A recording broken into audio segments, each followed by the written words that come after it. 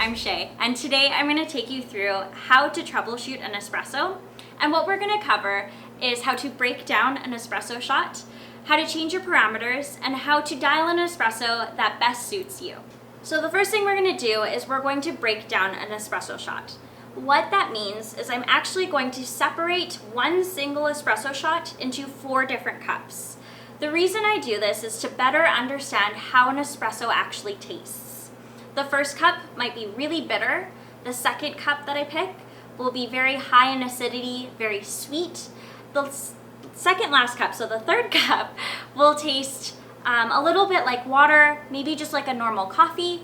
And the very last cup will taste very thin, watery, mostly burnt and dry. When we taste these things all together, it tastes like a normal espresso. When you know how to work the components, you can pull a really, really nice espresso shot. So I've already distributed, tamped, have my espresso shot ready, and I'm just going to lock it in.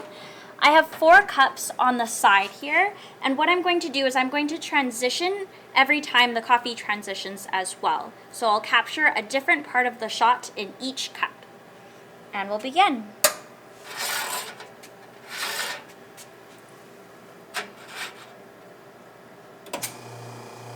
The very first part of the shot is the crema. It typically tastes quite bitter and grainy. As it switches over to a caramel color,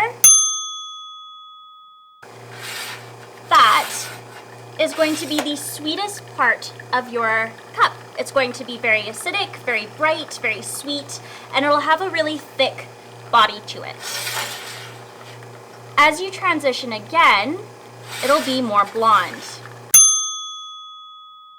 That blonde color is the third step, and it switches over quite quickly to the very, very end that becomes very watery and quite bitter. I highly recommend for you to taste the different components of espresso shot so you have a deeper understanding of what it is that you're trying to taste when you're making your espresso at home. I'll even taste with you. So our first cup is our crema. You can see that it's very thick and syrupy, almost looks like soy sauce. The second cup will be very, very sweet, bright, acidic, sweet, and have a really well-rounded body. The third cup will taste mostly like watered down coffee, and it'll taste a little bit thinner. And our very last cup will be incredibly thin and taste like burnt toast or something very ashy. So our first cup, incredibly bitter, looks very syrupy. Let's try. You'll notice the thing about this cup is that not only does it taste very syrupy, it's also very, very acidic, bitter and grainy, like you have some sort of grain at the bottom of a drink. The second cup, definitely more pleasant, really sweet, well-rounded, a little less syrupy, more body to it, way more pleasant. The third cup, definitely watered down coffee.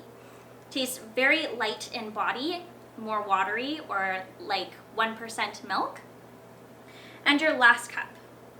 This cup will probably look incredibly gross as it sits and waits, but it's worth the try. This cup tastes very ashy, very burnt toast-like, and the reason why this cup is very important is because if you run your espresso shot too long, this cup overpowers your really nice tasting espresso shot. So now that we've gone through how to break down a shot and what those components taste like, how to troubleshoot an espresso to dial in for your preference, now it's up to you to decide what kind of tasting notes that you like at home making your espresso. Some people really enjoy these 3 cups. You might even enjoy adding in that 4th cup so you have a little bit more volume. Some people even enjoy just the really, really sweet component of just the 2 first parts. It's totally up to you, and I hope that these tips helped.